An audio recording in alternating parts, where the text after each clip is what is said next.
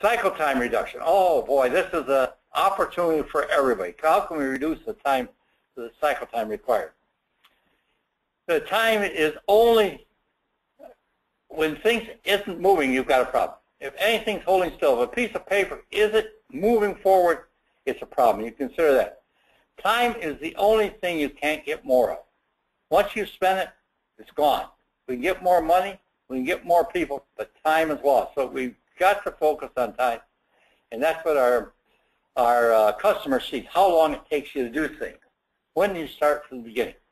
What are we talking about? Can we perform activities in parallel rather than series? Can we change sequence? Can we eliminate wait time? Can we reduce interruptions? I'm always amazed at how many critical processes we have where people will be interrupted and get sidetracked. So if you look at these things, that how we can reduce cycle time, and that's absolutely crucial at this point in time. An example, if you're talking about a batch process, you got 50 parts, it takes 2 minutes for each one to complete the form. You have to hold it up until 50 forms are done. You're talking about holding something up for 98 minutes, where if you process one and send it out, the delay is only 2 minutes. So the whole thing of focusing on cycle time, absolutely crucial. Let me give you an example of something we did with IBM. A special bid, when you want something special. The old way, they required 90 days for us to take the special bid in, get a new design from engineering, price it out, get back to the customer saying, okay, if you want something special, here's what's going to cost. And we were closing 20% of these bids. It was a very profitable business. It was running millions and millions of dollars of business for us. It was a profitable business. We should be in it. By focusing on reducing cycle time, we reduced it down to 15 days. But look at what happened to the bids closed. It jumped up to 65% closure on the bids. 300% increase in sales. 300% increase in profit. Absolutely essential. By the way, we also did reduce costs by 25% too. Truly, cycle time means everything to your customer. And when we're talking about it, you look at your process, you can just see how it does. Now, I want to emphasize the importance. As you decide you're going to do something, we're going to eliminate this thing, we're going to change this sequence. What you do is you go into your simulation model, and you put that into your model, and you say, what is the impact?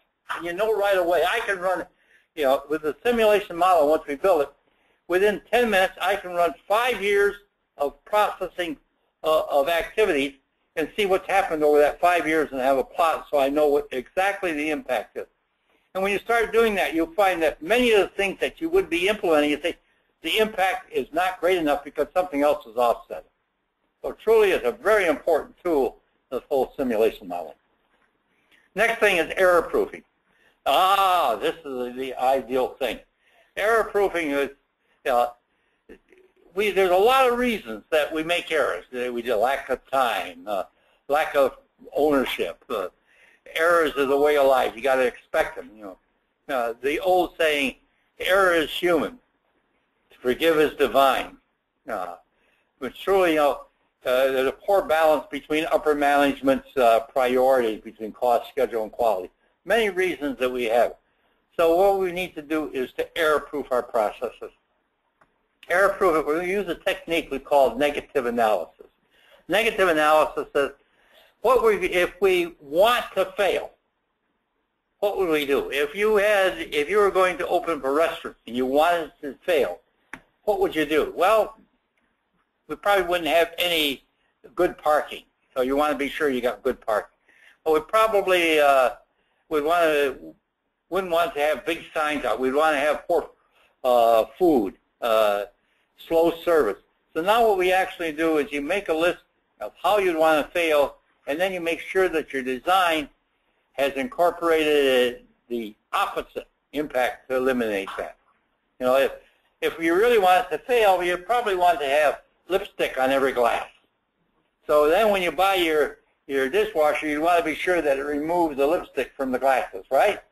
So negative analysis is absolutely an important thing because it provides an opportunity to look at what could potentially happen. And I'm not talking about just in hardware.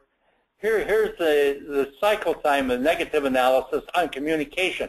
And I'm absolutely amazed at how poorly we communicate. We really don't error-proof our communication, and we wonder why our employees don't get the results that we want.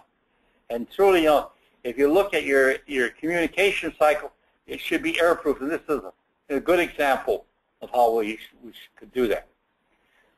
Certainly, we got to have good supplier partnerships. So the people that are feeding information into this is truly we need to have a partnership on that.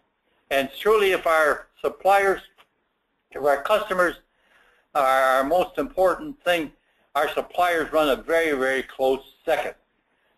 You can't have a good output if you have poor inputs. And truly, we have to establish that interface where there is agreement between us as a customer and the supplier that's providing it. We have to have agreement so that they truly understand what we want. And we do a poor job internally at establishing that. If we got a sub-supplier, we write up good specs. But if we're interfacing with accounting, really there's that poor interface. And only after you've got agreement on what's going to happen can you accept an input. And there needs to be a feedback circle so that you know, your suppliers know that they're doing their job right. You ask questions like, does the process really need it? Does it come in at the right time? Could it come in an easier way? Should it? Is it at the right quality level that's coming in? Do I get too much or too little? I'm just absolutely amazed that we get too much of something, we set it aside and wait and hold it rather than just getting what we need. So truly we look at that whole input, not only the quality level is when does it arrive, how much is it, where is it, how is it, what format is it in. From an external supplier, if you really focus on it, here's a sort of results that I see. I measure my external suppliers now on how many customers give me 100% good, perfect product for 2 years. And here's a typical example of one organization. It went from 78% up over to 96%. 100% good product from 96% of all the sub-suppliers that were feeding it to me over a 2-year period. Good example here where IBM combined insurance policies. They were working with one insurance company, brought it all together into it, and we ended up with, within 2 years, we boosted our productivity by 45% in that particular process. Technology. Wow, here's where we got some huge gains. You know, I can do more to improve customer satisfaction with a CRM system than I can with Six Sigma. And if you don't consider technology as part of your improvement process, you've missed the boat. So technology here is a very important part. You know, a birthday card today has more computer power than it was in the entire world in 1950.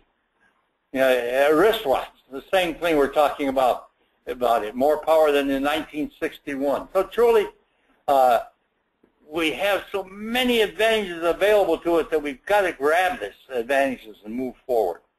And you as a quality professional, you should understand all of these technologies. You should be looking at how you can apply them to your processes. And truly, as part of your improvement process, you have to have IT people involved so they can help you apply this. And you can't have any improvement process without making use of this type of technical advantages that you continuously have. I can produce at superhuman speed both brilliant guidance or business garbage. And truly, if you got to select the right ones to meet them. And you can overdo it. You can put in lots and lots of bureaucracy and lots of stuff that's not used. Truly, you got to be very, very selective when you start searching.